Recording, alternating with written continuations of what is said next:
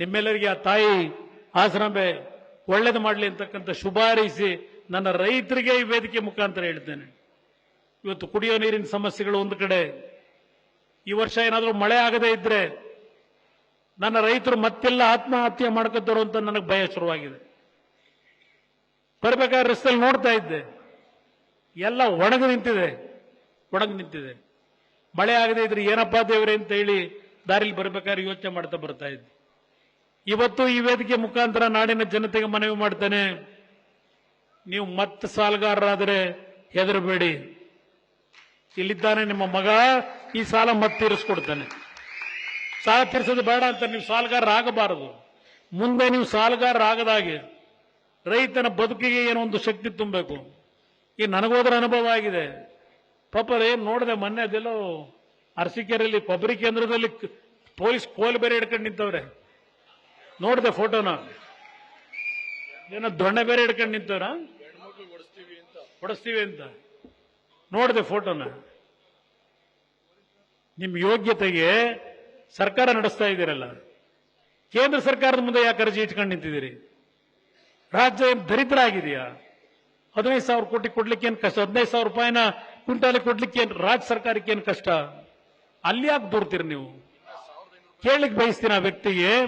ಇಲ್ಲಿ ಕೂತಿದ್ದಾನೆ ಬಾಲಣ್ಣ, ಇಲ್ಲಿ ಅರಸೀಕೆರೆ ಮತ್ತು ಚನ್ನರಾಯಪಟ್ಟಣ ಈ ಎರಡೇ ತಾಲೂಕಿಗೆ ನಾನು ಇದ್ದ 14 ತಿಂಗಳು ಮುಖ್ಯಮಂತ್ರಿ. ಅವರಿಗೆ ನನ್ನ ಕಾರ್ಯಕ್ರಮಗಳು ಯಾವುದೂ ನಿಲ್ಲಬಾರದು ಅಂತಾರೆ ಕಾಂಗ್ರೆಸ್ನವರು.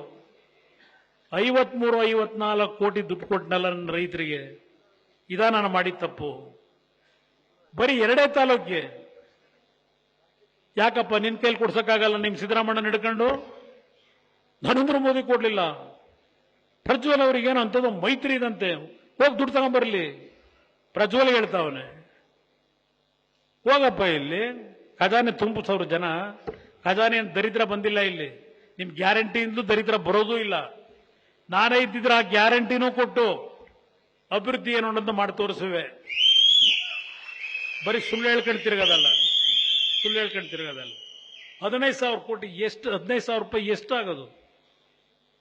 ಇವತ್ತು ನನ್ನ ರೈತರು ಇಲ್ಲೇನು ಕೊಬ್ಬರಿ ಬೆಳೀತಾ ಇದ್ದೀರಿ, ಸಂಪೂರ್ಣ 2 ಲಕ್ಷ ಮೆಟ್ರಿಕ್ ಟನ್ ಖರೀದಿ ಮಾಡಿದ್ರು. 2 ರಿಂದ 2,500 ಕೋಟಿ ಮಾಡಿದ್ರು. ನಿಮ್ಮ ಕಷ್ಟವನ್ನು ನನಗೂ ಕೊಟ್ಟು ನಾವು ಎಲ್ಲ ಬಿಡುಗಡೆ. ಯಾವಾಗ ವಯಸ್ಸಿನ ದೊಡ್ಡವರು ಹೇಳೋರು, ನಾವು ರೈತರ ಮಕ್ಕಳು. ಅದ್ಯಾವುದೋ ಅಲ್ಲೊಂದು ಥಿಯೇಟರ್ ಕಡ್ದು ಅವತ್ತು ಓಪನ್ ಮಾಡೋ ದಿವಸ ರೇವಣ್ಣದ ಪಡವಲಿಪ್ಪೆ ತೋಟಕ್ಕೆ ಕರ್ಕೊಂಡು ಹೋದ್ರು. ಬೆಳಗ್ಗೆ 6:30 ತೋಟ ಎಲ್ಲ ಸುತ್ತಿ ಪಂಚೆ ಮೇಲ್ ಕಟ್ಟಿ ತೋಟದ ಮಧ್ಯದಲ್ಲಿ ನಿಂತ್ಕೊಂಡು ಹೇಳ್ತಾರೆ ದೇವೇಗೌಡರು, ನೋಡ್ರಪ್ಪ, ನಾನಿದ್ದೆ, ರೇವಣ್ಣ ಇದ್ದ, ನಮ್ಮ ದೊಡ್ಡ ಬರದರಿದ್ರು. ಇಲ್ಲಿ ಏನು ಈ ಭೂಮಿಲಿ ಸಂಪಾದನೆ ಮಾಡ್ತೀರಿ, ಇದು ನಿಮ್ ಬದುಕು ಕಟ್ಕೊಡ್ತದೆ. ಅಲ್ಲೆಲ್ಲ ಒಳಯನಸಮುದ್ರದಲ್ಲಿ ಥಿಯೇಟರ್ ಕಟ್ಟಿದಿರಲ್ಲಪ್ಪ, ನಿಮ್ಮನ್ನು ಹಾಳು ಮಾಡಕ್ಕೆ ಆ ದುಡ್ಡು ನಿಮಗೆ ಪ್ರೇರಣೆ ಕೊಡ್ತದೆ. ಇಲ್ಲಿ ಬದುಕಿ ಅಂದ್ರು. ಅವ್ರ ಮಾತುಗಳು ಕೇಳಿ ನಾನು ರೈತರಾಗಬೇಕು ಅಂತ ಹೇಳಿ ನನ್ನ ವಿದ್ಯಾಭ್ಯಾಸ ಮುಗಿದ ಮೇಲೆ ಆ ಸಿನಿಮಾ ಹಂಚಿಕೆದಾರನಾಗ ಬಂದ ದುಡ್ಡಲ್ಲಿ ಅಲ್ಲೆಲ್ಲ ಹೋಗೊಂದು ಜಮೀನು ತಗೊಂಡಿದ್ದೀನಿ. 40 ಕೆಲವರು ಬಂದು ನೋಡಿದಿರಿ. ನಾನು 15 ವರ್ಷದಲ್ಲಿ ಹೋಗೋದೇ ಬಿಟ್ಟಿದ್ದೆ. ಕೋವಿಡ್ ಆದ ಮೇಲೆ ಈಗ ಒಂದು 4 ವರ್ಷದಿಂದ ಅಲ್ಲೇ ಇದ್ದೀನಿ. ಇವತ್ತು ಅಲ್ಲಿ ಏನು ಭೂಮಿ ಒಳ್ಳೆ ಕೆಲಸ ಪ್ರಾರಂಭ ಮಾಡಿದೆ. 18 ಟನ್ ಕೊಬ್ಬರಿ ಕಳೆದ 1 ವರ್ಷದಿಂದ ಅಲ್ಲೇ ಬಿದ್ದಿದೆ. 18 ಟನ್ನು ನಾನು ಮಾರಾಟ ಮಾಡಿಲ್ಲ ಇನ್ನೂ. ಈಗ ಮೊನ್ನೆ ಒಂದು 6-7 ಎಕರೆಯಲ್ಲಿ ಅದೆಂಥದೋ ನಿಮ್ಮ ಕಲ್ಲಂಗಡಿ ಹಾಕಿದ್ದೀನಿ, 50 ಟನ್ ಆಗೈತೆ, ಮಾರಾಟ ಮಾಡೋಕ್ಕಾಗಲ್ಲ. ಇದು ನಮ್ಮ ರೈತರ ಬದುಕು. ನಾನು ನೋಡ್ತಾ ಇದ್ದೀನಿ ಇದೆಲ್ಲ. ಇದಕ್ಕೆ ಶಾಶ್ವತವಾದ ಪರಿಹಾರ ತರಲಿಕ್ಕೆ ಈ ಸರ್ಕಾರ ಒಂದು ಬಾರಿ ಜನತಾದಳದ ರೈತರ ಮಣ್ಣಿನ ಮಕ್ಕಳ ಸರ್ಕಾರ ಬೇಕು ಅಂತಲೇ ಇವತ್ತು ಈ ಮೈತ್ರಿಯನ್ನ ನಾನು ಮಾಡ್ಕೊಂಡಿರೋದು. ಜನತಾದಳ ಮುಗಿಸಬೇಕು ಅಂತ ಅಲ್ಲ, ತಕ್ಷಣಕ್ಕೆ ಬಿದ್ದಿದ್ದೇವೆ, ನಿಮ್ಮಿಂದ ಬಿದ್ದಿದ್ದೇವೆ.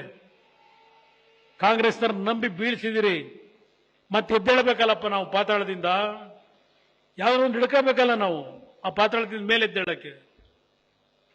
ನಾನೇನು ಅದೆಂಥದ್ದು ಹೇಳೋರೆ, ಅದೆಂಥದ್ದು ಬಿಜೆಪಿಯ ಏನೋ ವಾರದ ಅದಂಥದ್ದು ಏನ್ ಹೇಳ್ತಾರೆ ಅದಕ್ಕೆ, ಇದಕ್ಕೆ ವಕ್ತಾರರು, ಬಿಜೆಪಿ ವಕ್ತಾರ ಆಗ್ಬಿಟ್ಟವ್ರು ಕುಮಾರಸ್ವಾಮಿ ಅಂತ ಭಾಷಣ ಮಾಡ್ತಾರೆ.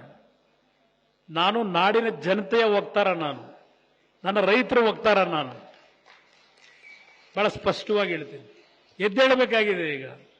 ಅದಕ್ಕೆ ಏನೋ ಒಂದು ಆಸರೆ ಬೇಕು, ಹಿಡ್ಕೊಂಡಿದೀವಪ್ಪ. ಅವ್ರು ಎಲ್ಲಿವರೆಗೆ ನಮ್ಮನ್ನು ಪ್ರೀತಿಯಿಂದ ನೋಡುತ್ತಾರೆ, ನಾವು ಅಷ್ಟೇ ಪ್ರೀತಿಯಿಂದಲೇ ಇರ್ತೀವಿ.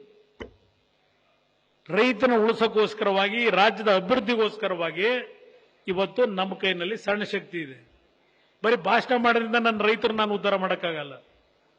ಆ ಜಾಗದಲ್ಲಿ ಕೂರಬೇಕಲ್ಲ, ಕೂರಕ್ಕೆ ನಾವು ಸ್ವಲ್ಪ ಸ್ಟ್ರಾಟಜಿ ಮಾಡಬೇಕಲ್ಲಪ್ಪ. ಈಗ ಅದಕ್ಕೆ ನಾವು ಮಾಡ್ತಾ ಇದ್ದೀವಿ ಅಂತಿಲ್ಲ. ಮಹಾನುಭಾವರುಗಳು ದಿನ ನನ್ನ ಪಕ್ಷದ ಬಗ್ಗೆ ಮಾತಾಡ್ತಾರಲ್ಲ, ನಿಮ್ಮ ಮುಖಾಂತರ ಅವರಿಗೆ ಒಂದು ಸಂದೇಶ ರವಾನೆ ಮಾಡ್ತೀನಿ. ಆ ಭಗವಂತ ನಿಮ್ಗೆಲ್ರಿಗೂ ಒಳ್ಳೇದು ಮಾಡಲಿ. ನಿಮ್ಮೆಲ್ರಿಗೂ ನನ್ನ ವಂದನೆಗಳು. ನ್ಯೂಸ್ ಫಸ್ಟ್, ನಿರ್ಭೀತಿಯಿಂದ ನಿಮ್ಮ ಪರವಾಗಿ.